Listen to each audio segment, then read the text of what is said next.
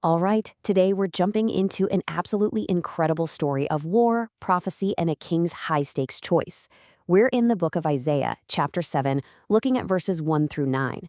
And what we're going to see is how this terrifying military threat sets the stage for a divine ultimatum, one where a whole kingdom's survival really just hangs on a single decision. So, where does our story kick off? With pure, raw terror. Verse 2 gives us this incredible image. It says the king's heart and the hearts of all his people were moved, as the trees of the wood are moved with the wind.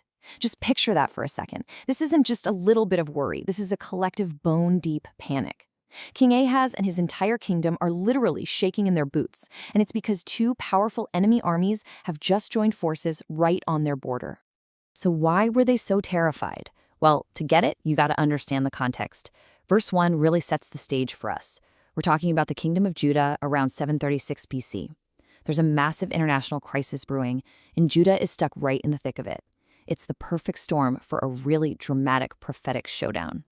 Okay, so let's introduce the cast of characters in this whole drama. At the center of it all, you've got the panicked king Ahaz of Judah. The guys he's up against, two other kings, Rezin of Syria and Pekah of Israel, which, by the way, is also called Ephraim in the text. Their plan involves putting this mysterious guy, the son of Tabeel, on the throne as their puppet. And right into the middle of all this chaos walks our hero, the prophet Isaiah. And, get this, he brings his son Shear-Jashub along with him for a very important reason. And here's the why behind all the panic. It's this alliance. Verse 1 tells us straight up that King Rezin of Syria and King Pekah of Israel have ganged up. Their goal? Simple. March on Jerusalem and just take down the kingdom of Judah. See, historically, they were trying to force Judah into an anti-Assyrian coalition, but King Ahaz refused. So they figured, well, if he won't join us, we'll just crush him. And they didn't just have a big idea. Oh no. Verses 5 and 6 lay out their three-step plan with, honestly, chilling clarity. Step 1, vex the kingdom, which basically means, scare the daylights out of everyone. Step 2, make a breach in the walls of the capital city, Jerusalem. And step 3, finish the job by kicking King Ahaz off the throne and installing their own guy. This wasn't just a battle. This was a plan for total regime change. So just when things are at their absolute worst, when the panic is peaking, that's when we get a divine intervention. Verse 3 tells us that the Lord speaks directly to the prophet Isaiah, and he gives him a mission: go forth now to meet Ahaz. He's being sent to deliver a message right into the heart of the crisis. But here's a really interesting detail. Isaiah doesn't go alone. God specifically tells him to take his son, Shear-Jashub. Now, you might be thinking, why on earth would you bring your kid to a high-stakes meeting with a terrified king? Because his name was literally part of the message. Shear-Jashub means a remnant shall return. His very presence in that meeting was a living, breathing prophecy of hope. It was a sign that, no matter how bad things looked, total destruction was not on the table. Okay, so in verse 4, God gives Isaiah the exact script. And the difference in perspective here is just, wow, it's stunning. While King Ahaz sees this massive, raging inferno coming for him, God's perspective is totally different. He calls these two enemy kings two tales of these smoking firebrands. Think about that. Not roaring fires, but the smoldering, burnt-out ends of a couple of sticks. The threat looks huge, but God is saying its power is already spent. And the message to Ahaz is simple: take heed and be quiet. Fear not. In other words, calm down. And then we get to the absolute heart of the promise in verse 7. And listen, there's no wiggle room here, no ambiguity at all. God makes this direct, authoritative statement about the enemy's plan: it shall not stand, neither shall it come to pass. That's it. It's basically a divine veto. The plan is dead on arrival. But God doesn't just leave it at a simple, hey, don't worry, it'll be fine. Oh no. He goes way further. He gives Ahaz a specific prophecy that not only shoots down the current threat, but also spells out the ultimate doom of these two enemy kingdoms.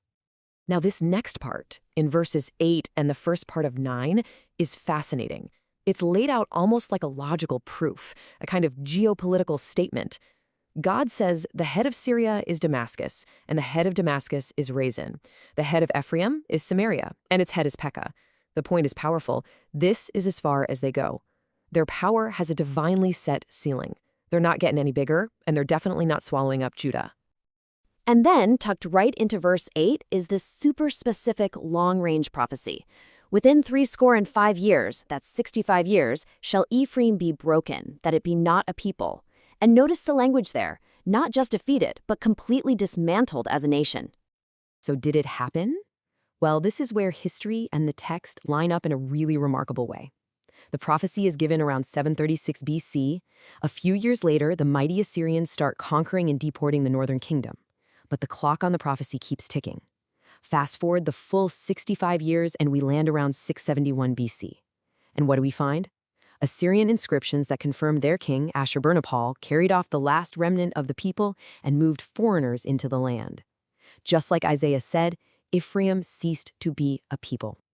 Okay, so we've had the threat, the promise, the long-range prophecy, and now we get to the climax of the whole message. Because this incredible promise of protection and deliverance, well, it isn't a freebie. It comes with a catch, a condition, a direct challenge right to King Ahaz. And this brings us to this powerful, punchy ultimatum at the very end of verse 9. If you will not believe, surely ye shall not be established. What's so cool is that in the original Hebrew, there's this clever wordplay going on. The words for believe and be established come from the exact same root. The message is crystal clear. It's like God is saying, your stability as a nation is directly tied to your belief in me. If you won't be firm in your faith, you won't be firm at all. And so, there it is. The choice is laid out for King Ahaz, plain as a day. And it leaves us with this huge question that honestly echoes way beyond ancient Judah. In this moment of absolute crisis, the ultimate choice isn't about military strategy or political maneuvering. It's about belief.